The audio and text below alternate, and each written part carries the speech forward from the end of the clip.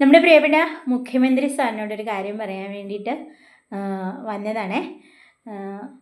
ഇപ്പോൾ KSRTCയിൽ യാത്ര ചെയ്യുന്ന സ്ത്രീകൾക്കൊക്കെ സൗജന്യ യാത്രയാണ്, പൈസ കൊടുക്കണ്ട. ഓർഡിനറി ബസ്സിൽ, എല്ലാ ബസ്സിലും അല്ലെങ്കിലും ഇത് ആരും ആവശ്യപ്പെട്ട കാര്യമല്ല. ഞങ്ങളൊക്കെ ഒരുപാട് രൂപ വണ്ടിക്കൂലിക്ക് ചിലവാക്കുന്നുണ്ട്, ഇതിനെന്തെങ്കിലും ഒരു ആനുകൂല്യം ചെയ്തു തരണമെന്ന് ആരും പറഞ്ഞതായിരുന്നില്ല.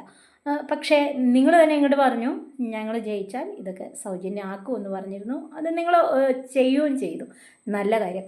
പക്ഷേ കഴിഞ്ഞ ഗവൺമെൻറ് സ്ത്രീ സുരക്ഷ എന്ന് പറഞ്ഞിട്ട് വീട്ടിൽ ഇരിക്കുന്ന 35 വയസ്സ് കഴിഞ്ഞ സ്ത്രീകൾക്ക് ഒരു 1000 രൂപ കൊടുത്തിരുന്നു. അതിനെക്കുറിച്ച് നിങ്ങൾ ചോദിച്ചപ്പോൾ പറഞ്ഞു ഇതിനെക്കുറിച്ച് ഞങ്ങൾ പഠിച്ചുകൊണ്ടിരിക്കുകയാണ്. കഴിഞ്ഞ ഗവൺമെൻറ് എടുത്തോ പിടിച്ചോ എന്നും പറഞ്ഞുകൊണ്ട് അവർ ഇലക്ഷൻ പ്രമാണിച്ച് ചെയ്ത പരിപാടിയാണ്. അർഹതയില്ലാത്ത പലരുമാണ് അത് മേടിച്ചതെന്ന്. ഇപ്പോൾ അർഹതയുള്ളവർ മാത്രമാണല്ലോ ഈ സൗജന്യ യാത്ര ചെയ്യുന്നത്. അതുകൊണ്ട് അത് നമ്മളെടുത്ത് പറയണമല്ലോ. പക്ഷേ എന്നെപ്പോലെ സാധാ വീട്ടിൽ ഇരിക്കുന്ന ഒരു വീട്ടമ്മ എന്ന നിലയിൽ ഞാൻ കഴിക്കുന്ന ഒരു മരുന്നാണ് ഇത്. വേറെ കുറച്ച് മരുന്നുകളൊക്കെ ഞാനിങ്ങനെ ഡെയിലി കഴിക്കുന്ന കുറച്ച് മരുന്നുകളാണ്. ഈ മരുന്നുകൾ കഴിച്ചില്ലെങ്കിൽ രാവിലെ കുട്ടിയുടെ കാര്യമോ അല്ലെങ്കിൽ ഹസ്ബൻഡിൻ്റെ കാര്യമോ ഒന്നും നോക്കാൻ നമുക്ക് പറ്റില്ല.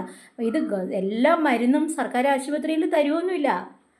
അവിടെ തരുന്ന മരുന്നുകൾ വളരെ കുറച്ച് മരുന്നുകളെ സർക്കാർ ആശുപത്രിയിൽ നിന്ന് ഫ്രീ ആയിട്ട് തരുള്ളൂ. നമ്മളിതൊക്കെ കാശ് കൊടുത്താണ് മേടിക്കുന്നത്.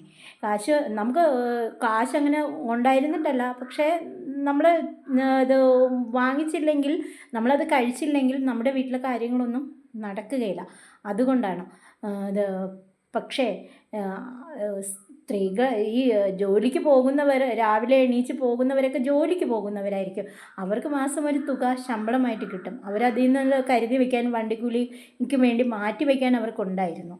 ആ തുക ഇത് മിച്ചം പിടിക്കുന്നുണ്ടായിരിക്കാം ഒരു പക്ഷേ നമ്മളൊരു നേതൃസ്ഥാനത്തേക്ക് വരുമ്പോൾ നമ്മുടെ മുന്നിലായിരിക്കുന്നവരുടെ ആവശ്യം എന്താണെന്ന് അറിഞ്ഞ് പ്രവർത്തിക്കുക എന്നുള്ളതാണ് ഏറ്റവും പ്രധാനപ്പെട്ട കാര്യം.